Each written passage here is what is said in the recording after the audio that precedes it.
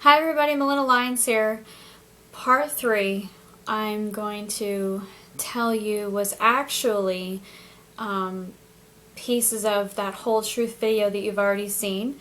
And if you've watched all my other videos about my near-death experience, I thank you very much, and I'm very grateful for people saying all of their thoughtful comments and feelings about my NDE experience and just being very supportive.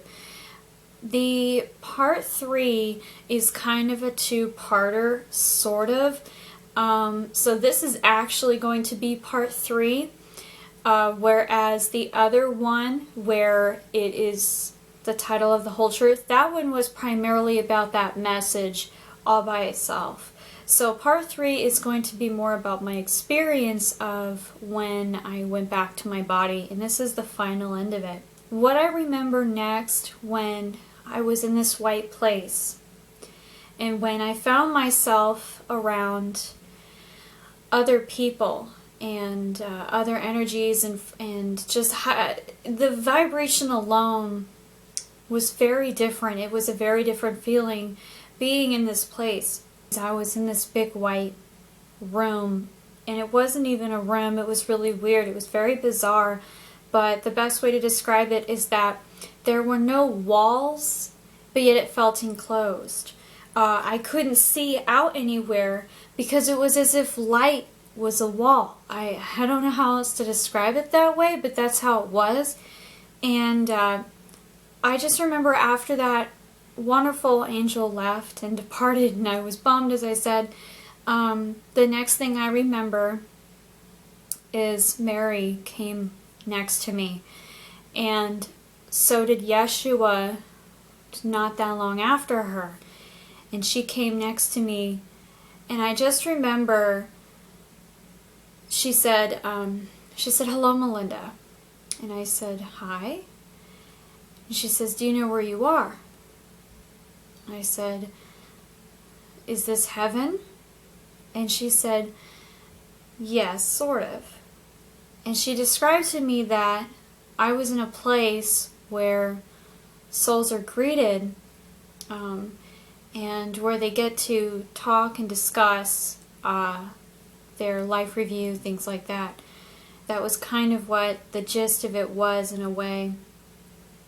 And she was very subtle, but very gentle, in a way that she still made me feel comfortable in who I was, but she didn't, and she never judged me. It was very, very special.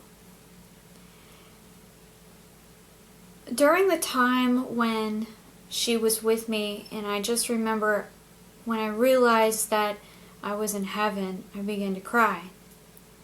And as I was crying, she was wiping my tears. She was like rubbing my shoulders, kind of like a mom, like it's okay or whatever. And that's when Yeshua approached me, and I knew it was him, and I cried even more because I was just like, oh my gosh, are you serious right now? And all I kept remembering, all I remember is knowing that everything that I felt in my heart was real, and knowing that everything I saw was really happening. It was really real. The way to describe being in this moment with them is truly almost indescribable. But the next thing I remember is Yeshua sat down with me at these pearly white stairs.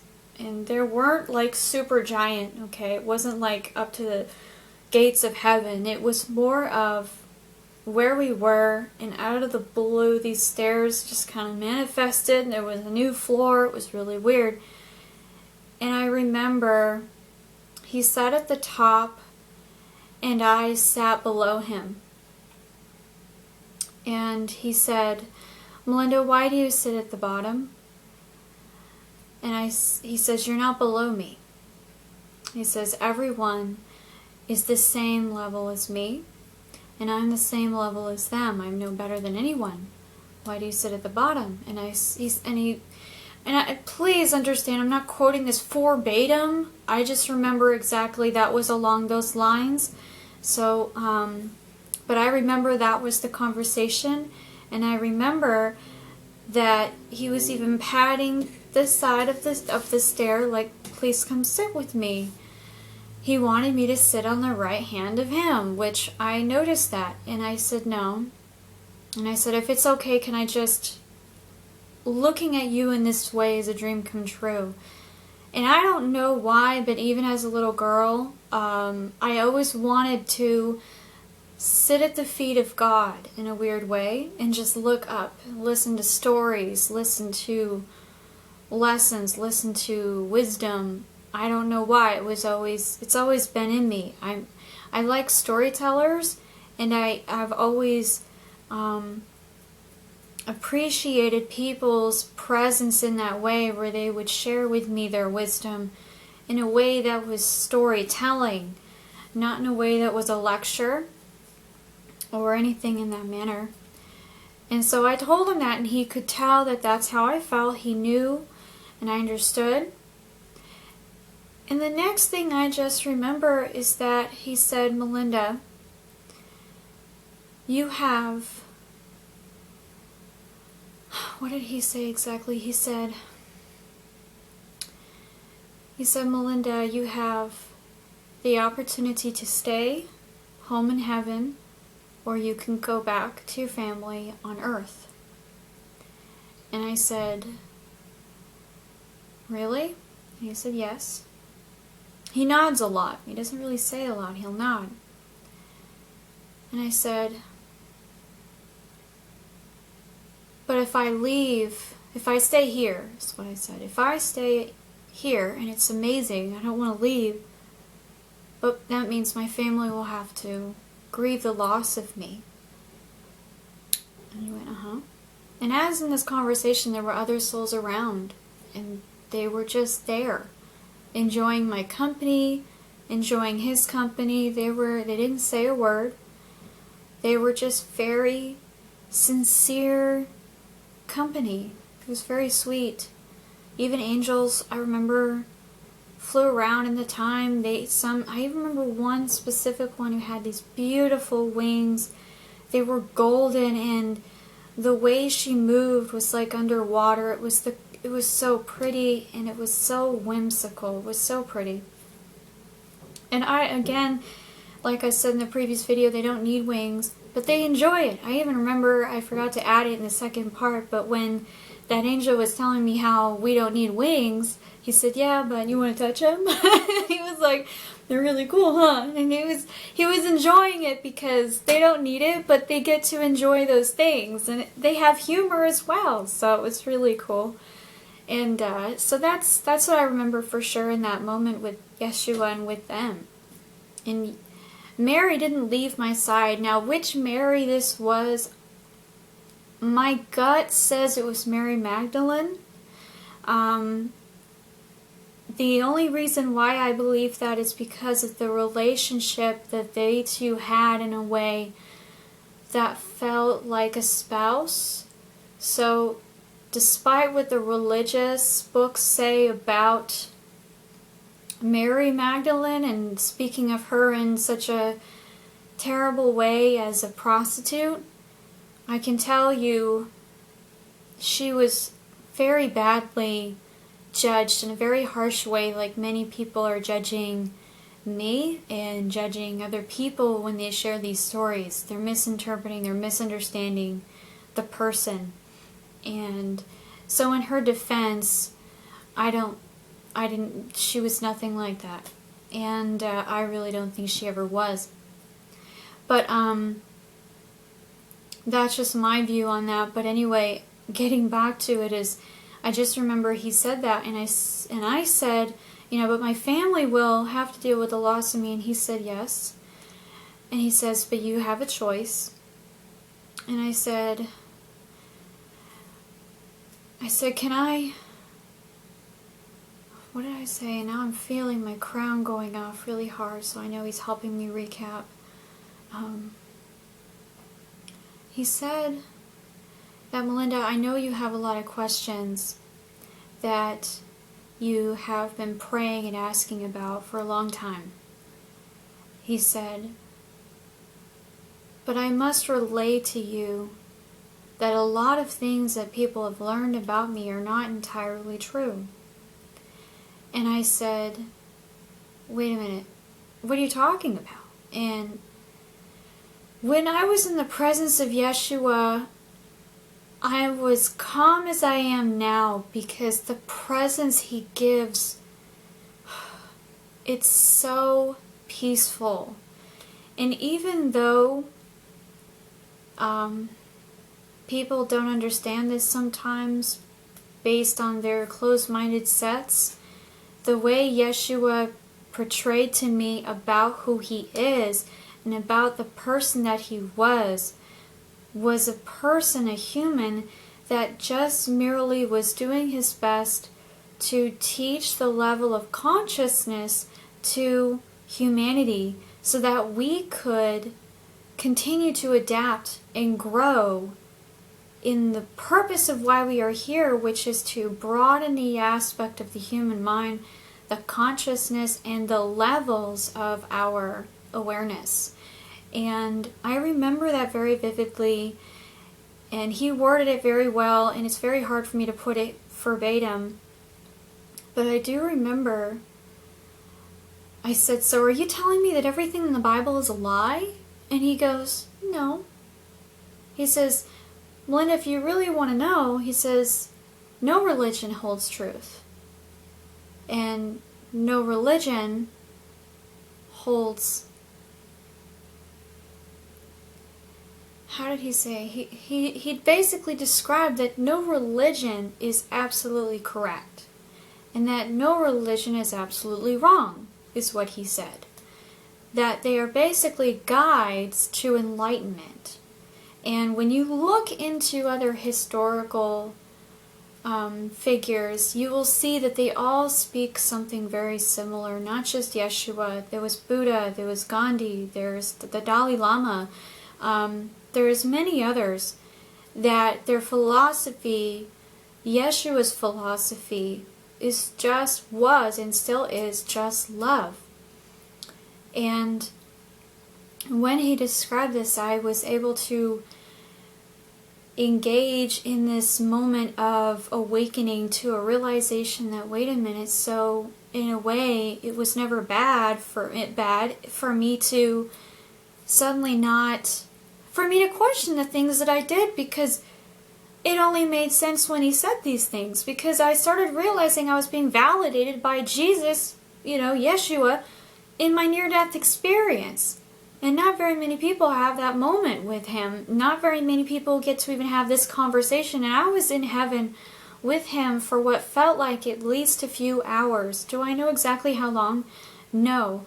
And one of the things that I remember specifically too was that it was really funny, because he was even laughing. I remember that. And he was laughing and making jokes about himself. In a way, it wasn't malicious. It wasn't like he was putting himself down. It's not like that. What he did was he was embracing his inner child, and he was helping me to feel comfortable. And when he did that, it lightened me up and made other angels laugh. And the giggle of an angel, oh my God, it's like harps. It's so pretty. And I remember that when he did that, it helped me to feel more comfortable in his presence, so he didn't feel like, oh, I'm this big guy with a crown on my head. And he didn't even have a crown. He just came to me like what I always saw in pictures of this guy in robes. But I'm going to share with something that he's reminding me now, that a lot of people are going to be kind of shocked about. Maybe people have asked me, what does Jesus or Yeshua really look like? The pictures that are all over the world, primarily most of them everywhere, are not accurate on what he looks like. In fact, I learned he told me that his name is Yeshua. It's not Jesus, as you guys have already seen in the Whole Truth video. And he said, my name is Yeshua, which is the language that I was raised in, the culture that I was raised in. And I just remember in front of Yeshua, I was going, Yeshua, Yeshua, Yeshua, Yeshua, Yeshua, Yeshua, Yeshua. And I was saying this over and over, and I know that he was, because I remember he was laughing and the angels were giggling, and I said, I'm sorry. And it was weird. I can't even believe I even did that in front of him because I'm like, oh my God, I actually did that in front of Jesus. Like, yeah, but it wasn't rude because he knew that this was who I was. I wasn't coming from a malicious place. I was actually trying to process his name, and I was trying to figure out how does that work? How do I say that? And he laughed, and I just said, it's different. That's all I could say. And he said, yeah, it's very different. He says, just like your name's different from mine. I said, yeah, that's true. And he said, everyone just comes from a different place. And you have to remember, if you don't already know, I was very naive, and I was very unaware of other cultures and things like that. And I didn't even really know anything about the Jewish culture, history, religion, and I really didn't know anything about the language. So when he told me Yeshua, I knew that that was a pretty profound moment. Sure, you can Google it, but even then, the fact of the matter is that's what he told me, and I remember that. In fact, it was a few days way before I even started doing these videos to share with you, and I remember I spoke with Jesus, and I say Jesus out of habit because that's what the name I was raised with, but his name is Yeshua. Do I know if I'm really pronouncing it accurately? I don't know. But I do remember that I was in my room, in this very room, and I said, I know that your name is not Jesus. When I say Jesus, it just doesn't feel right. It just feels weird. I said, what is your real name? And with my abilities, I'm able to come up with names, dates, things like that. And I admit I'm not very good at that. It's not my strong point, but within a matter of minutes in my room by myself, and I was just listening and feeling his energy, I started saying, Yesh, Yeshua? And I just remember, I went, is that Yahweh? And I kept hearing Yahweh, and I kept hearing Yeshua. And I couldn't tell which one was which, but when I did more research then I realized, oh, they're not one and the same. But I realized that Yahweh was more based on God, and Yeshua was the supposed name of Jesus. And so that kind of validated that moment with me. I know I can't prove this, but that's just what I experienced, and I'm not really caring if anyone wants to prove me wrong or whatever, because this is what I experienced. And but more importantly was that he's not white, people. He's not white. And for a long time I knew he wasn't white, but I knew he wasn't any other race that would be super, super dark. Is he a dark skin? Yes, but he's not African American. He's a lighter shade. He's, from what I learned, he's Middle Eastern. So the way that they described and depict him in these pictures, his hair is actually much darker than they show. His hair looks more blonde, like a dark, light brown, in the images of him, whereas his hair was actually naturally curly and very dark brown.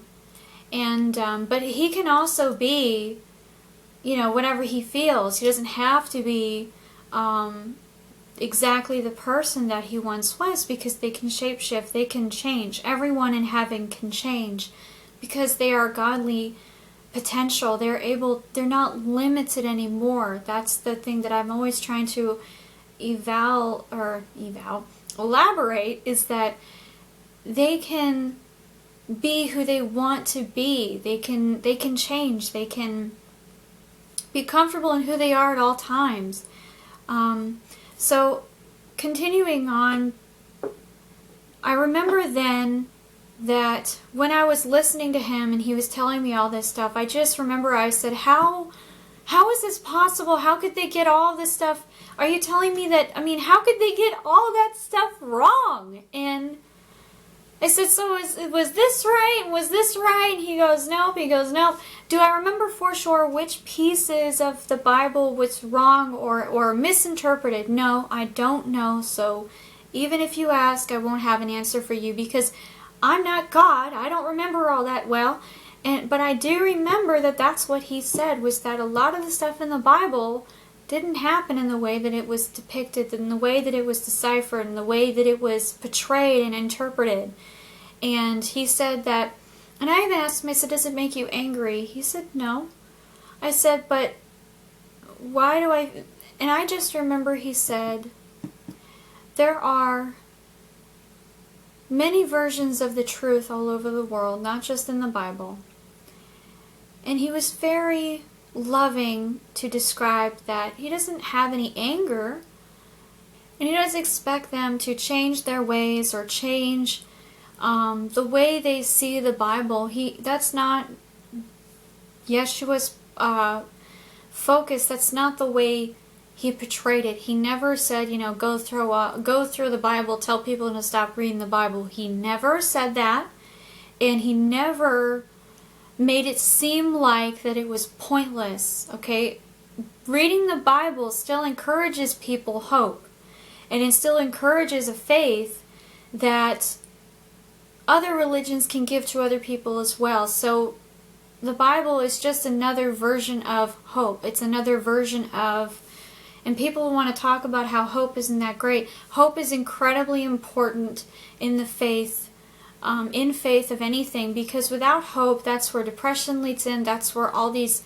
negative things lead into the subconscious, into your mind, into your heart, and weighs you down and causes people to become suicidal and depressed and even malicious in a way that causes outbursts of anger. So that was what he described to me, was that he still encourages the Bible, but at the same time, he just wants people to understand that we need to take in the trust of what we hear in God in our hearts and in our mind, and to understand that we can still listen to God, but don't they encourage to make love your Bible in a way, to make that as your Bible. Do I really say that? For some reason I feel like that's what I really want to say. Make love your religion. Make love your philosophy. And when you have love, you already have the natural moral compass that it embodies. You already have all the attributes about love that creates the balance of joy and laughter and all those other positive things. What I remember next after this very long conversation with him was, and I do remember there were other souls around too, these other men. I remember that. Do I really know who they were? No, I don't really remember, but I do remember that they had a high status about them as far as in their ascension process and their energy and their wisdom attained. They were pretty advanced in spirit. What I can remember next was, after this, he said, Melinda, I know that there's a lot of questions you have, but before we can continue on, I need you to make up your mind whether or not you want to stay here or return to your family. And I knew that I wanted to return to my family. Now, I'm going to say something that I almost don't want to say, because I don't want it to come off the wrong way. But this is what I remember inside of me and what he showed me. One of the biggest reasons why I came back was because it was a service for my family. Because and I don't even want to say it, I almost want to just stop right there, because it will come off narcissistic, and people like to twist what I say. And frankly, I'm just going to actually stop right there, because it was a personal moment with me and Yeshua, and not everything always has to be shared. I know that. But what I do remember is I said, yes, I will. As much as I love being here, I know that I'll come back, and I know that being with my family is only once. And he smiled, and he said, okay.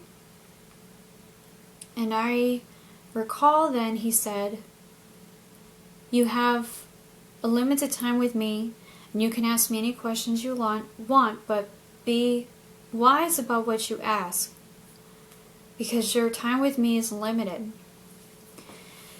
And I remember I didn't ask about hunger. I didn't ask about, how to solve hunger, how to create world peace, which I wish I did now. Or how to stop haters on YouTube from telling me to go to hell. But what I remember was that I asked if I was going to have a husband, and as I said, you already saw that in the video. I asked that.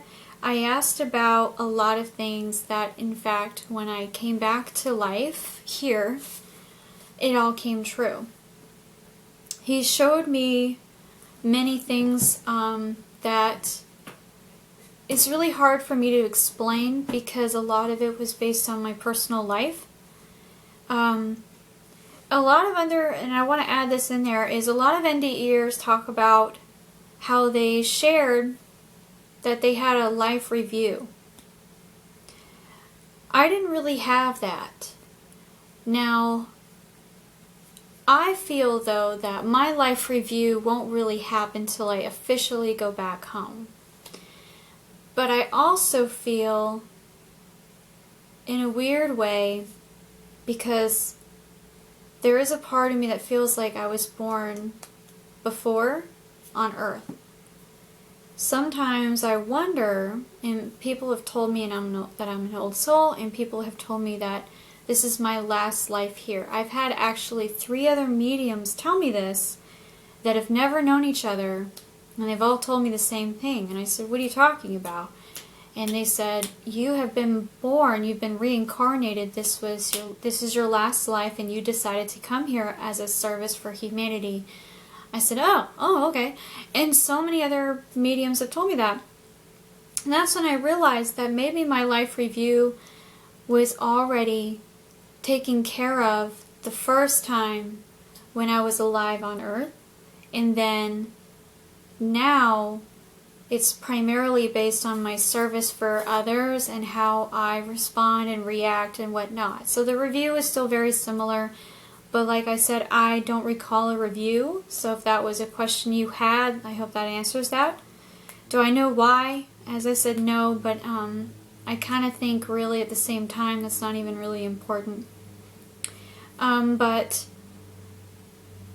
after I asked the questions that I asked, and if you don't know what those are, you can go back to the Whole Truth video, and that will describe all those other things. And the reason is because that was more important. But going to this next step is going to be more important, because it was so powerful and so crazy powerful that it's going to wow some people, and it's probably going to anger some people as well. But I'm not afraid to admit this. He elaborated to me after he helped me answer all those questions. There was another point in time where, before I went back to my body, he showed me the man that I was going to marry here in this life, but he also showed me another man in heaven. And I'll add a little bit about it, but not in so much detail. But I just remember that they showed me all the guys that I was going to be dating, and I thought, oh my God, I'm a whore. And I remember, because I was in shock because I was still a virgin at that time. I was only 18. I only had one boyfriend in my whole life at that time. And so when they showed me this long line of guys that I would be dating romantically in some case, I was horrified. I was mortified, and I thought, oh my God, does this mean, what does this mean? Am I terrible or whatever? And Yeshua and Mary both told me very wonderfully and very sweetly that no, this doesn't mean anything.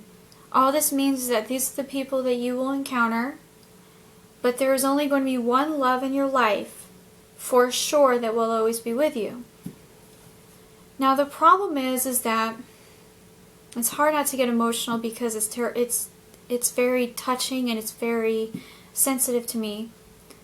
But I remember a few aspects about that, and the unfortunate part was that they said that the person that you could be married to, that would be the love of your life, who always will in many areas, he may or may not be with you on earth, because it would depend on his choice of whether or not he will live or die. And the reason why we ask you and give you the option to stay or to come back is because coming back would be you living without him. Because the likelihood of him dying before you two ever meet would be very probable.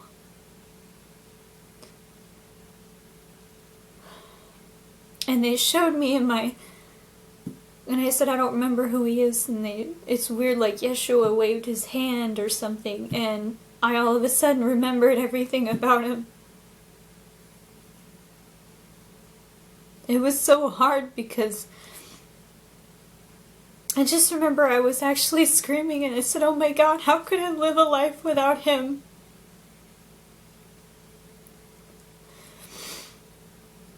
And long story short, sure enough, when I came back into my life, the love of my life, we never met. We did meet on the astral realm, and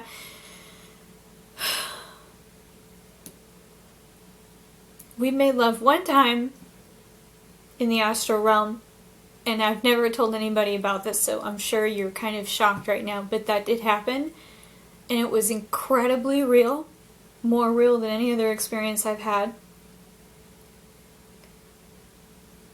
And we never told each other.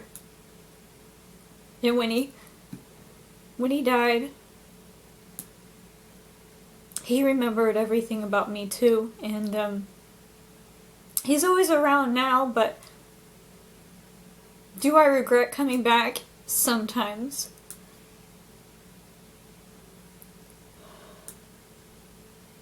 But at the same time,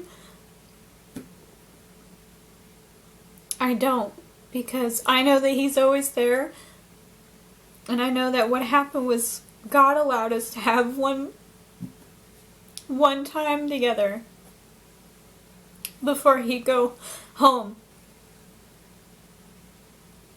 And that's all we were blessed with, but it was more than I could ever ask for. And I just know what I experienced, and I just remember I woke up in that room and I went, oh my God, it's you.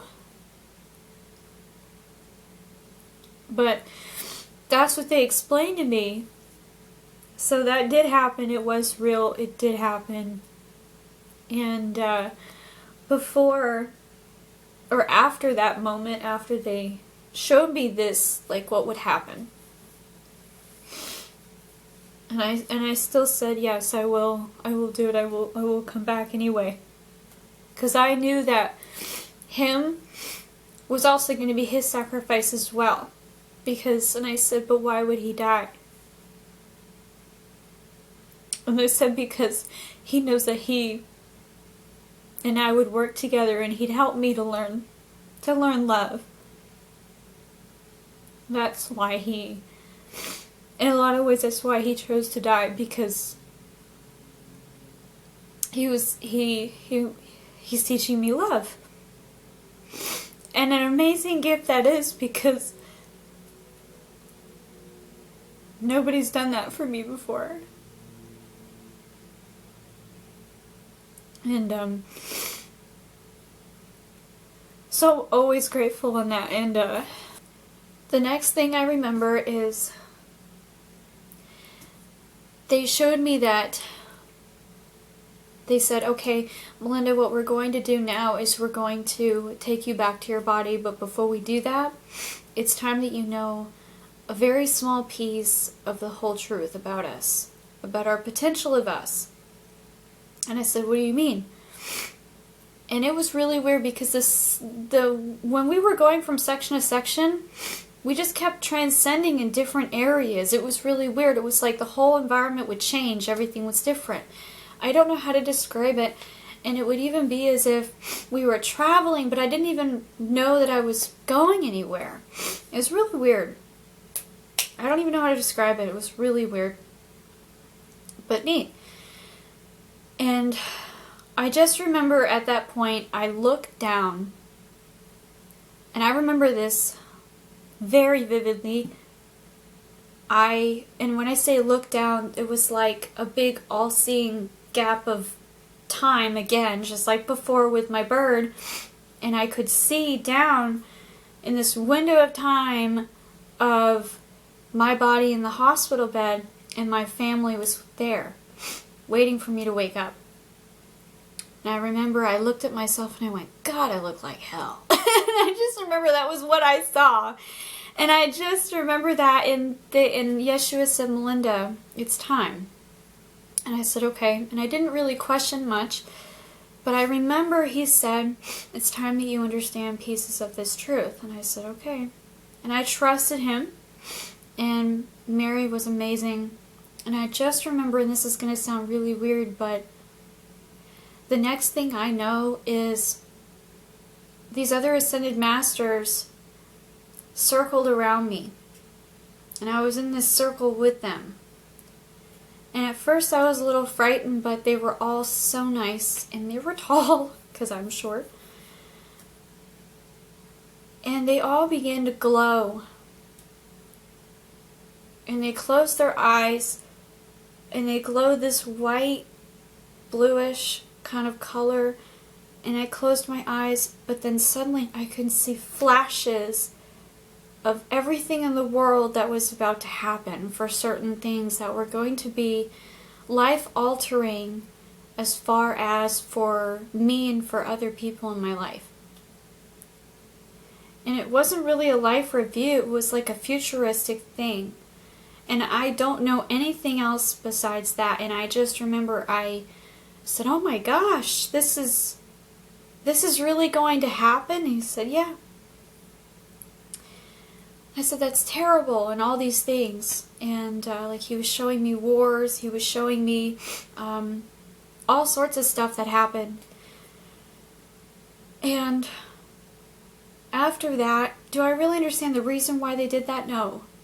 Even then I don't understand that. But he was even showing me like my life, of what was to come in my life. And I said, oh my gosh, it's so exciting. And I just remember that what he showed me was a blessing in disguise of things that were going to happen for me, that I was going to be very happy and excited, to give me an umph, basically, of being happy that I didn't.